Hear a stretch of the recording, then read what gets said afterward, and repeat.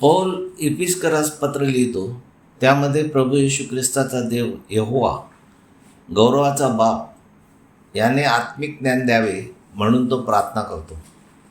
इफिस्करास पत्र अध्याय 1 ओवी 15-23.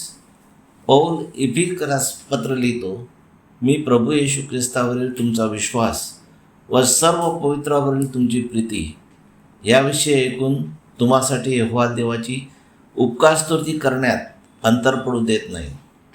मी माझ्या प्रार्थनेमध्ये रोज तुमची आठवण करून असे मागतो की आपला प्रभू येशू ख्रिस्त याचा देव, गौरवाचा बाप यहोवा परमेश्वर याने आपल्याला ओळखीचे ज्ञान व प्रकटीकरण याचा आत्मा तुम्हास द्यावा. तुमच्या अंतःकरणाचे डोळे प्रकाशित व्हावे, असे की त्याच्या बोलावण्याची आशा काय आहे आणि पवित्रामध्ये त्याच्या वचनाच्या गौरवाची संपत्ती काय आहे. यहोवा देव त्याच्या बळकट सामर्थ्याच्या करणीप्रमाणे विश्वास धरणारे जे आम्ही त्या आमच्या ठाली त्याच्या सामर्थ्याचे परम थोरपण काय आहे हे तुम्ही जाणावे. म्हणून यहोवा देवाने ख्रिस्ताच्या ठाई ती करणी करून दाखवली आहे.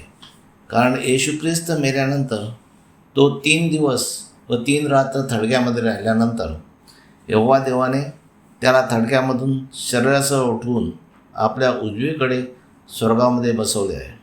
आणि सर्व सत्ता व सर्व अधिकार व सामर्थ्य व धनीपण यापेक्षा व प्रत्येक नाव जे या काळी ठेवलेले आहे तेच केवळ नव्हे तर येणाऱ्या काळातही ठेवण्यात येईल, त्यापेक्षा ही जास्त मोठी कामे करण्यासाठी यहोवा देवाने त्याला फार उंच करून येशू ख्रिस्ताला स्वर्गामध्ये आपल्या उजव्या हाताकडे बसवले आहे.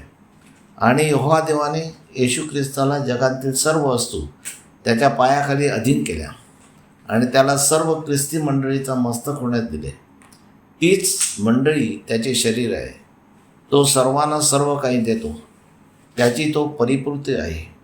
म्हणून आपण येशू ख्रिस्ताचा देव, यहोवा देवबाप याच्याकडे आपल्या विनंत्या व येशू ख्रिस्त जो एकच मध्यस्थ व याजक त्याच्याद्वारे मांडूया.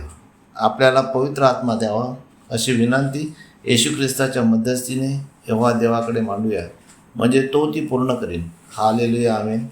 यहोवा देवाचा सेवक Anthony John Pereira, readers. Praise God.